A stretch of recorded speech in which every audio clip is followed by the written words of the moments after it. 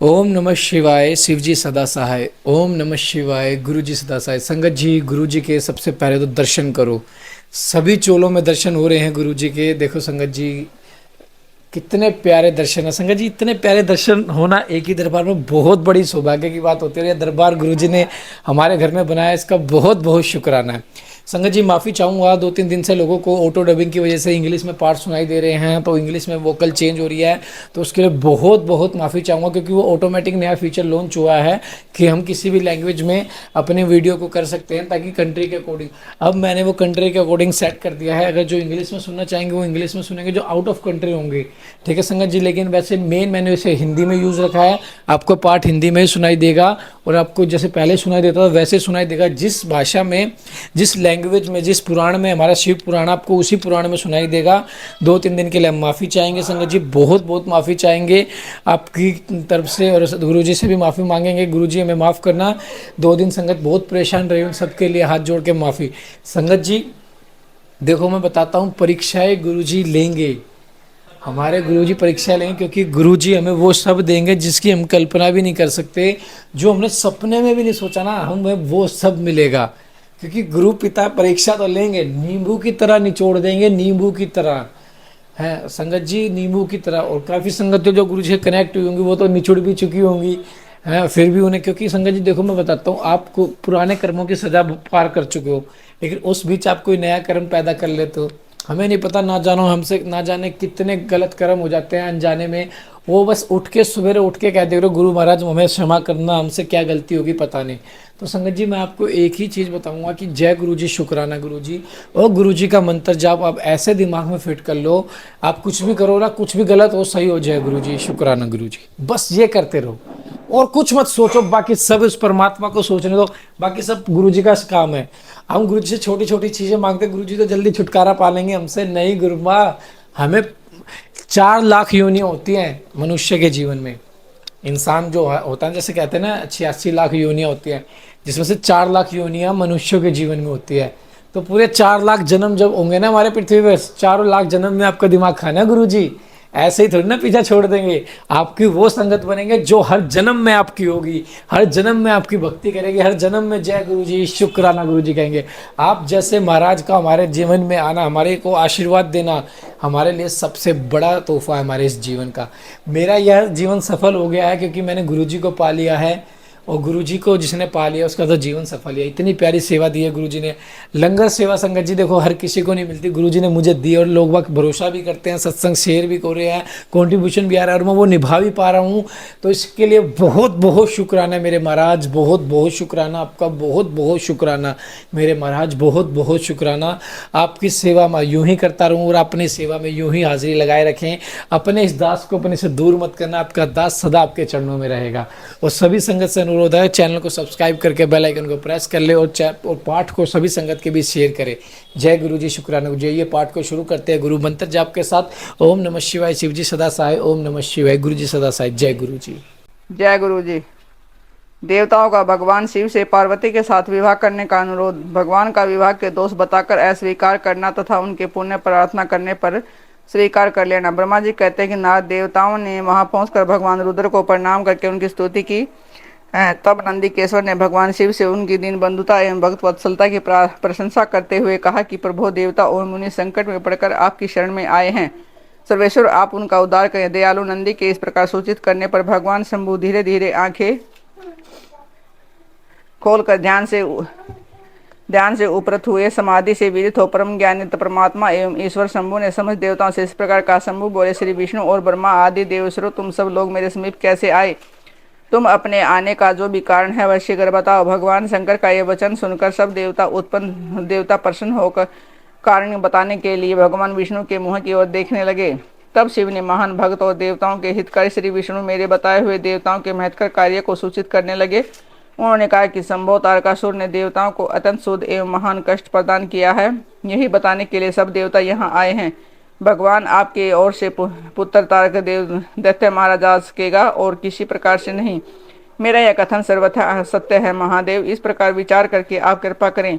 आपको नमस्कार है स्वामी। तारकासुर के द्वारा उपस्थित किए गए इस कष्ट से आप देवताओं का उद्धार कीजिए देव शंभो, आप दाहिने हाथ से गिरिजा का पानी ग्रहण करें। गिरिराज हिमवान के द्वारा दी हुई महानुभावा पार्वती को पाणी ग्रहण के द्वारा ही अनुग्रहित कीजिए।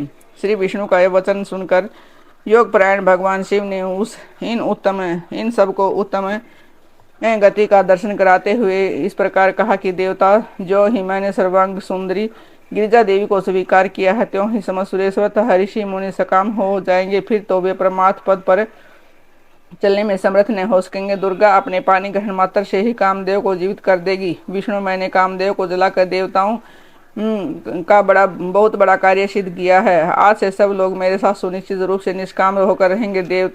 देवता जैसे मैं हूँ, उसी तरह तुम सब लोग पृथक पृथक रहकर कोई विशेष प्रयत्न किए बिना ही अत्यंत दुष्कर एवं उत्तम तपस्या कर सकोगे। अब सब मदन के न होने से तो सब देवता समाधि के द्वारा परमानंद का अनुभव करते हुए निर्विकार हो जाओ, क्योंकि न काम नरक की ही प्राप्ति कराने वाला है। काम से क्रोध होता है, काम से मोह होता है और मोह से तपस्या नष्ट होती है। अतः तुम सभी देवताओं को, श्रेष्ठ देवताओं को काम और क्रोध का परित्याग कर देना चाहिए। मेरे इस कथन को सभी अन्यथा नहीं मानना चाहिए। ब्रह्मा जी कहते हैं कि नाद वृषभ के चिन्ह से युक्त ध्वजा धारण करने वाले भगवान महादेव ने इस प्रकार की बातें सुनाकर ब्रह्मा विष्णु देवताओं तथा मुनियों को निष्काम धर्म का उपदेश दिया। तदंतर भगवान शंभु पुनः ध्यान लगाकर चुप हो गए और पहले की भांति पार्षदों से घिरे हुए सुस्थिर भाव से बैठ गए। वे अपने मन में ही स्वयं आत्म स्वरूप से निरंजन, निराभास, निर्विकार, निरामय, परात्पर, नित्य, ममता रहित, निर्वग्रह, शब्दातीत, निर्गुण, ज्ञान गम्य एवं प्रकृति से पर परमात्मा का चिंतन करने लगे।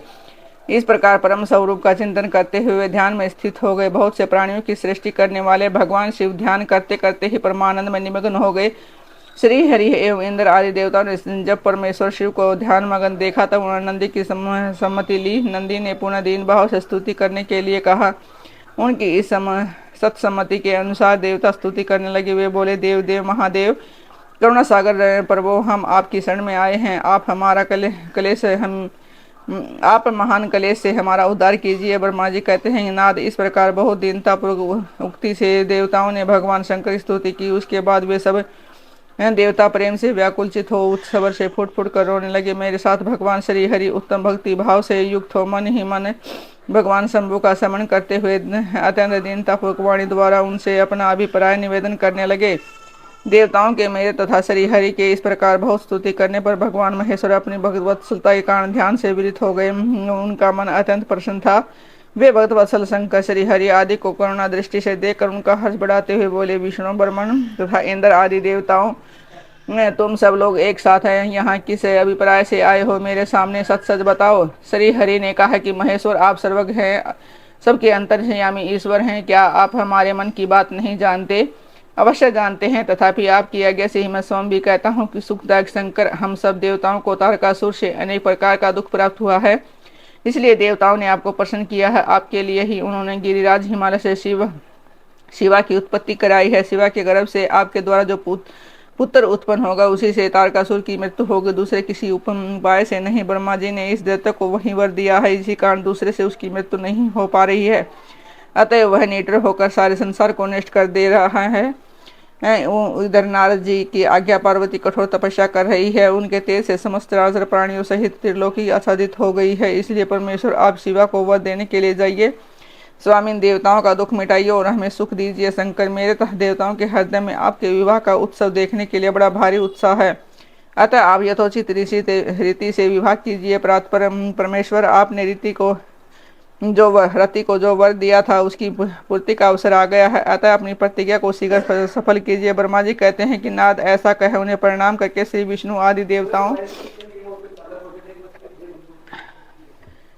और महर्षियों ने नाना प्रकार के स्तोत्रों द्वारा पुनः उनकी स्तुति की है। फिर वे सब के सब उनके सामने खड़े हो गए। भक्तों के अधीन रहने वाले भगवान शंकर भी, जो वेद मर्यादा के रक्षक हैं, देवताओं की बात सुन हंसकर बोले, हे हरे, हे विदेह और हे देवताओं, तुम सब लोग आदर पूर्वक सुनो। मैं यथोचित विशेषतः विवेकपूर्ण बात कह रहा हूँ। विवाह करना मनुष्यों के लिए उचित कार्य नहीं है, क्योंकि विवाह दृढ़तापूर्वक बांध रखने वाली एक बहुत बड़ी बेड़ी है। जगत में बहुत से कुसंग हैं, परंतु स्त्री का संग उनमें सबसे बढ़कर है। मनुष्य सारे बंधनों से छुटकारा पा सकता है, परंतु स्त्री प्रसंग रूपी बंधन से मुक्त नहीं हो पाता। लोहे और काठ की बनी हुई बेड़ियों में दृढ़तापूर्वक बंधा हुआ पुरुष भी एक दिन उसका ऐसे छुटकारा पा जाता है, परंतु स्त्री पुरुष पुत्र आदि के बंधन में बंधा हुआ मनुष्य कभी छूट नहीं पाता। महान बंधन में डालने वाले विषय सदा बढ़ते रहते हैं।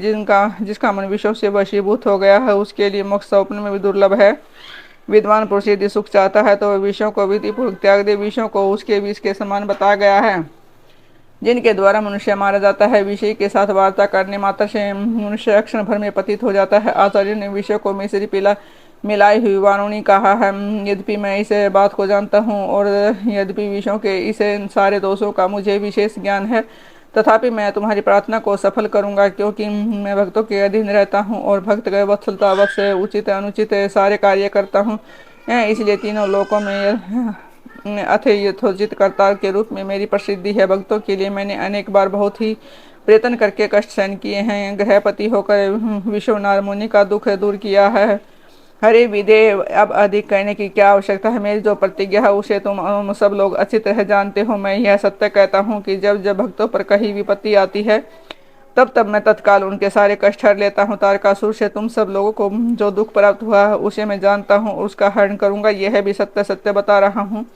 यद्यपि मेरे मन में विवाह करने की कोई रुचि नहीं है, तथापि मैं पुत्र उत्पादन के लिए गिरिजा के साथ विवाह करूंगा। तुम सब देवता अब निर्भय होकर अपने घर को जाओ, मैं तुम्हारा कार्य सिद्ध करूंगा। इस विषय में अब कोई विचार नहीं करना चाहिए।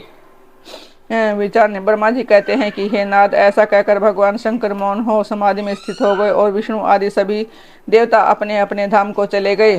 भगवान शिव की आज्ञा से सप्तऋषियों का पार्वती के आश्रम पर जाओ उनके शिव विषयक अनुराग की परीक्षा करना और भगवान को सब वृत्तांत बताकर यह स्वरूप को जाना। ब्रह्मा जी कहते हैं कि देवताओं के अपने आश्रम में चले जाने पर पार्वती के तप की परीक्षा के लिए भगवान शंकर समाधिस्थ हो गए। वे स्वयं अपने आप में अपने ही प्रात पर समस्त माया रहित था उपद्रव शून्य स्वरूप का चिंतन करने लगे। उस देह वस्तु के रूप में साक्षात भगवान महेश्वर ही विराजमान हैं। उनकी गति का किसी को ज्ञान नहीं होता। वे भगवान वृषध्वज ही सबके श्रेष्ठा परमेश्वर हैं। ताते उन दिनों पार्वती देवी बड़ी भारी तपस्या कर रही थी। उस तपस्या से रुद्रदेव भी बड़े विस्मय में पड़ गए। भक्ताधीन होने के कारण ही वे समाधि से विचलित हो गए और किसी कारण से नहीं। तदंतर सृष्टिकर्ता हर ने वशिष्ठ और आदि सप्तऋषियों का स्मरण किया। उनके स्मरण करते ही वे सातों ऋषि शीघ्र ही वहां आ पहुंचे। उनके मुख पर प्रसन्नता छा रही थी तथा वे सब के सब अपने सौभाग्य की अधिक सराहना करते थे। उन्हें आया देखकर भगवान शिव के नेत्र प्रसन्नता से प्रफुल्ल कमल के समान खिल उठे और वे हंसते हुए बोले, तात सप्तऋषि, तुम सब लोग मेरे हितकारी तथा संपूर्ण वस्तुओं के ज्ञान में निपुण हो, अतः शीघ्र मेरी बात सुनो। गिरिजा कुमारी देवेश्वर पार्वती इस समय सुस्थिरचित हो गौरी शिखर नामक पर्वत पर तपस्या कर रही है। मुझे पति रूप में प्राप्त करना ही उसकी तपस्या का उद्देश्य है। देवी जो इस समय केवल सखियों से उनकी सेवा में है, मेरे सिवा दूसरी समस्त कामनाओं का परित्याग करके वे एक उत्तम निश्चय पर पहुंच चुकी हैं। मुनीश्वर, तुम सब लोग मेरी आज्ञा से वहां जाओ और प्रेम पूर्ण हृदय से उनकी दृढ़ता की प्रतीक्षा करो। वहां तुम्हें सर्वथा छलयुक्त बातें कहनी चाहिए। उत्तम वेदधारी महर्षि मेरी आज्ञा से ऐसा करना है, इसलिए तुम्हें संशय नहीं करना चाहिए। भगवान शंकर की ही आज्ञा पाकर वे सातों ऋषि तुरंत ही स्थान पर जा पहुंचे जहाँ दीप्तमती जगन माता पार्वती विराजमान थी। सप्तऋषियों ने वहां शिवा को तपस्या की मूर्ति मती दूसरी सिद्धि के समान देखा। उनका तेज महान था, वे अपने उत्तम तेज से प्रकाशित हो रही थी। उन्हें उत्तम वेदधारी सप्तऋषि ने उन्हें मन ही मन प्रणाम किया और उनके द्वारा विशेषतः पूजित हो वे मस्तक झुकाए इस प्रकार बोले। ऋषियों ने कहा कि देवी गिरिराज नंदिनी, हमारी यह बात सुनो। हम जानना चाहते हैं कि तुम किस लिए तपस्या करती हो तथा इसके द्वारा किस देवता को और किस फल को पाना चाहती हो। उन द्विजों के इस प्रकार पूछने पर गिरिराज कुमारी देवी शिवा ने उनके सामने अत्यंत गोपनीय होने पर भी सच्ची बात बताई है। पार्वती बोली, मुनीश्वर, आप लोग प्रसन्नतापूर्वक हृदय से मेरी बात सुने। मैंने अपनी बुद्धि से जिनका चिंतन किया है, अपना वह विचार मैं आपके सामने रखती हूँ। आप लोग मेरी असंभव बातें सुनकर मेरा उपहास करेंगे, इसलिए उन्हें कहने में संकोच ही होता है। तथापि कहती हूँ कि क्या करूँ, मेरा यह मन अत्यंत दृढ़तापूर्वक एक उत्कृष्ट कर्म के अनुष्ठान में लगा है और ऐसा करने के लिए विवश हो गया है। यह पानी के ऊपर बहुत बड़ी और ऊंची दीवार खड़ी करना चाहता है। देव ऋषि का उपदेश पाकर मैं भगवान रुद्र मेरे पति हूँ, इस मनोरथ को मन में लिए अत्यंत कठोर तप कर रही हूँ। मेरा मन रूपी पक्षी बिना पंख के हठपूर्वक आकाश में उड़ रहा है। मेरे स्वामी करुणा निधान भगवान शंकर ही उसके इस आशा की पूर्ति कर सकते हैं। पार्वती की यह वचन सुनकर वे मुनि हंस पड़े और गिरिजा का सम्मान करते हुए प्रसन्नतापूर्वक छल युक्त मिथ्या वचन बोले। ऋषियों ने कहा कि गिरिराज नंदिनी देवर्षि नारद व्यर्थ ही अपने आप को पंडित मानते हैं, उनके मन में क्रूरता भरी रहती है। आप समझदार होकर भी क्या अपने चरित्र को नहीं जानती? नारद छल कपट की बातें करते हैं और दूसरे को चित्त को मोह में डालकर मत डालते हैं। उनकी बातें सुनने से सर्वथा हानि ही होती है। ब्रह्मपुत्र दक्ष के पुत्रों को नारद ने जो छल पूर्वक उपदेश दिया है, उसका फल यह हुआ कि वे सब के सब अपने पिता के घर लौट कर न आ सके, और यही हाल उन्होंने दक्ष के दूसरे पुत्रों का भी किया है। वे भी उनके चक्कर में आकर भिखारी बन गए हैं। विद्याधर चंद्र केतु को उन्होंने ऐसा उपदेश दिया कि उनका घर ही उजड़ गया। प्रहलाद को अपना चेला बनाकर उन्होंने हिरण्य कशिपुरुष के बड़े बड़े दुख दिलवाए। वे सदा दूसरों की बुद्धि में भेद कर पैदा किया करते हैं। नारद मुनि कानों को पसंद करने वाली अपनी विद्या जिसको सुना देते हैं, वही अपना घर छोड़कर तत्काल भीख मांगने लगता है। उनका मन मलिन है, केवल शरीर ही सदा उज्जवल दिखाई देता है। हम उन्हें विशेष रूप से जानते हैं क्योंकि उनके पास साथ रहते हैं।